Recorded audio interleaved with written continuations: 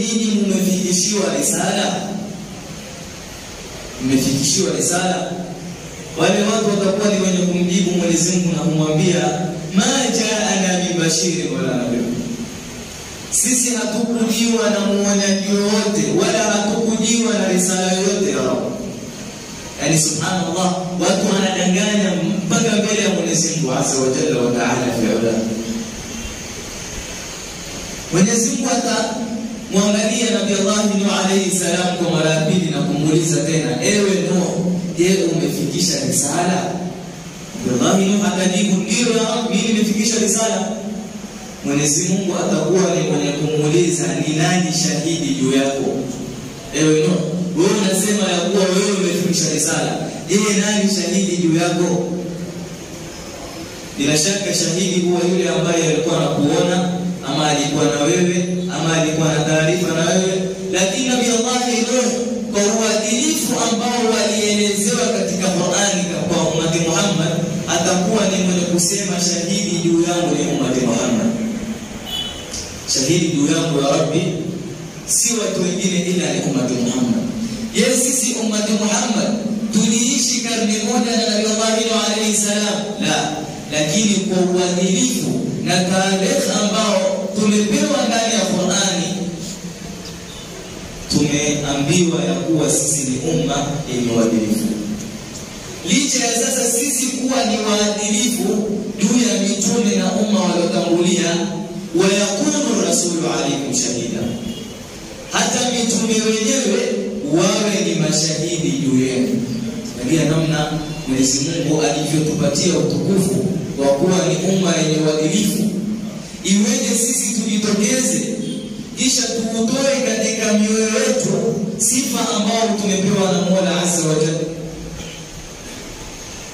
Mtume sallallahu alayhi wasallam katika hadithi yake akituonyesha na kutupatia jazaa ya yule mwenye uadilifu, yule ambaye anakuwa na uadilifu katika kuhukumu kwake, akawa ni mwenye kusema innal muqsitina, hakika ya wale wenye uadilifu mbele ya Mwenyezi Mungu, basi watakuwa katika mimbari tena za nuru. Hao ni kina nani? Ni wale ambao wanafanya uadilifu katika kuhukumu kwao, katika jamaa zao na katika yale madaraka ambao wamepewa wao. Bali hata tukionyesha utukufu wa mtu mwenye uadilifu, Mtume sallallahu alayhi wasallam katika hadithi yake ambao ni mashuhuri anasema, sab'atun yadhilluhumullahu fi dhilli 'arshihi yawma la dhilla illa dhilluh. Mtume sallallahu alayhi wasallam akiwataja watu wasaba ambao watafunikwa na kivuli cha arshi ya Mwenyezi Mungu Subhanahu wa Ta'ala. Wa kwanza ambaye alikuwa amemtaja Bwana Mtume Muhammad sallallahu alayhi wasallam alikuwa ni kiongozi mwenye uadilifu, kiongozi ambaye anafanya uadilifu katika mambo yake. Kwa hiyo hii tayari tunakuta ya kuwa Mwenyezi Mungu ametupatia daraja kubwa ya kuwa ni umma yenye uadilifu. Kisha tukienda katika hadithi nyingine ambao inazungumzia kuhusu masala ya khairat, pia ni kuwa hadithi ambao imepokelewa na Abu Huraira radhiyallahu anhu, anasema ya kuwa Abu Huraira, man nafasa an mu'minin kurbatan min kurabi dunya nafasa Allahu anhu kurbatan min kurabi yawm al-qiyamah. Hii pia ni fadhailul a'mal zingine ya kuwa Mtume sallallahu alayhi wasallam anasema ya kuwa yule mwenye atamuondoshea mwenzake, Muislamu mwenzake na ama muumini mwenzake shida miongoni mwa shida za kidunia, basi Mwenyezi Mungu atakuwa ni mwenye kumuondoshea shida zake siku ya Kiyama. Wewe ukaamua umuondoshee ama umtatulie ndugu yako Muislamu mwenzako shida ambao amesipata katika ulimwengu huu, basi Mwenyezi Mungu na yeye kwa jazaa ambao anakupatia wewe, basi atakuondoshea shida miongoni mwa shida za siku za Kiyama. Lakini pia kaendelea na kutuambia wa man yassara ala mu'sirin yassarahu Allahu alayhi fi dunya wal akhirah. Yassara Allahu alayhi fi dunya wal akhirah. Angalia, Mtume anaendelea na kusema, na yule mwenye atamfanyia mepesi kwa yule mwenye mazito, basi Mwenyezi Mungu na yeye kwa malipo anayompatia yeye, basi atamfanyia mepesi katika mambo ya ulimwengu huu na akhera. Yani ulimwengu huu mambo yako yatakuwa ni mepesi, na hata akhera yenyewe katika hesabu ya Mola Azza wa Jalla wa Ta'ala fil ula, basi itakuwa ni mepesi pia. Akaendelea na kusema, na hii ndio point muhimu.